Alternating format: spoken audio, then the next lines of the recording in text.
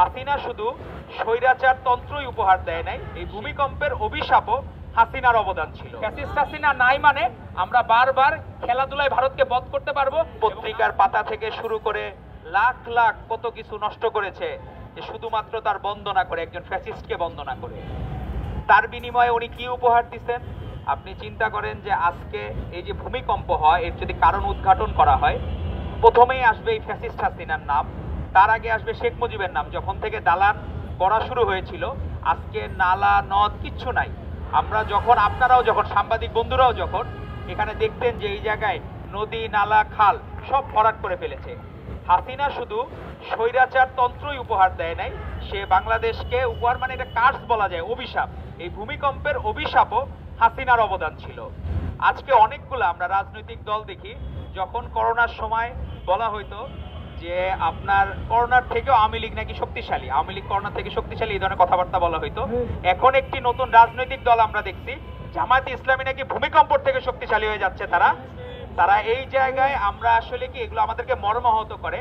অবশ্য তাদের কাছ থেকে এটা প্রত্যাশিত, যারা প্রভাষকের জায়গায় অধ্যাপক নাম লাগায়, যারা স্কুলে ভর্তি হয়ে তারা নাকি অধ্যাপক হয়ে যায়, তো এইরকম ব্যক্তিবর্গের কাছে এটা প্রত্যাশিত। তারা তো একবারও বললো না যে এই ভূমিকম্পের জন্য দায়ী হচ্ছে এই হাসিনার রেজিমই দায়ী, কারণ তারা সকল নদী নালা খাল ভরাট করে দিয়ে বাংলাদেশে যে এখনো আমরা নিরাপত্তা, ছোট ছোট কোমলমতি বাচ্চারা 10 জন, এর মধ্যে 2 জন শিশু আছে মারা গেছে, তো এদের দায়ভার কে নিবে? এই সকল দায়ভারও এই ফ্যাসিস্ট হাসিনাকে নিতে হবে, ফ্যাসিস্ট লীগকে নিতে হবে, এবং তাদের বিচার, প্রত্যেকে যারা এর সাথে জড়িত ছিল তাদেরকে বিচারের আওতায় নিতে হবে।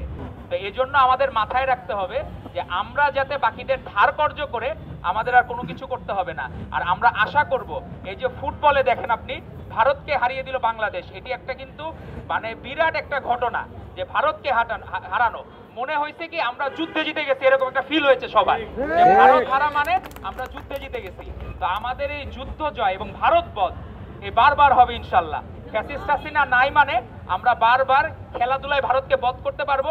এবং আপনি দেখেন যে ভারতীয় পণ্য, এগুলোর কিন্তু কোয়ালিটি অত ভালো না, কিন্তু এক সময় কি এই হাসিনা এই ভারতীয় পণ্য আমাদের উপর চাপিয়ে দিত।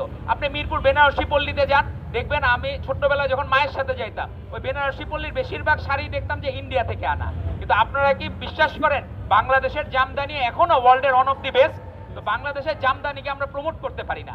তো আমরা চাবো এই যে আজকে যে উদ্যোগ নিয়েছে শহীদ সোহরাওয়ার্দী মেডিকেল কলেজ ছাত্র জেলা, এই ক্রিকেট ব্যাট, এই ব্যাটটাও কিন্তু বাংলাদেশে তৈরি। তো আমরা বাংলাদেশকে প্রমোট করার জন্য, বাংলাদেশি পণ্যকে প্রমোট করাই হোক আমাদের মূল মন্ত্র। আমাদের ভারপ্রাপ্ত চেয়ারম্যান যেটি বলেছেন সবার আগে বাংলাদেশ, তো সেটি আমাদের মনে রাখতে হবে যে আমাদের এই তরুণ ভাই বোনরাও তারা নিজেরা, আমরা কোন দেশে বাস করি ভাইয়া? তোমরা বাংলাদেশ। তাহলে আমাদের নেতা তোমাদের তারেক আঙ্কেল কি বলছেন? যে সবার আগে বাংলাদেশ। তো আমরা ভবিষ্যৎ প্রজন্ম যাতে জানতে পারে যে সবার আগে বাংলাদেশ, এবং এই বাংলাদেশকে ধারণ করে শহীদ রাষ্ট্রপতি জিয়াউর রহমান বীরুত্তম যখন উই রিভল্ট বলেছিলেন, তখন শেখ মুজিব কিন্তু স্বাধীনতা ঘোষণা দেন নাই, উনি পলায়ন করতে চেয়েছিলেন, কিন্তু ঠিকই কিন্তু বীরের ভূমিকায় ছিলেন শহীদ রাষ্ট্রপতি জিয়াউর রহমান বীরুত্তম। আর গত বছরের 24-এর গণঅভ্যুত্থানের 5ই আগস্ট আমাদের নেতা তারেক রহমান কি বলেছেন? যদি বিজয়ের হাতে পরাজিতরা নিরাপদ থাকে, তাহলে সেই বিজয় মহিমান্বিত হয়। দেশে দেশে সবার সাথে দ্য নিউজ।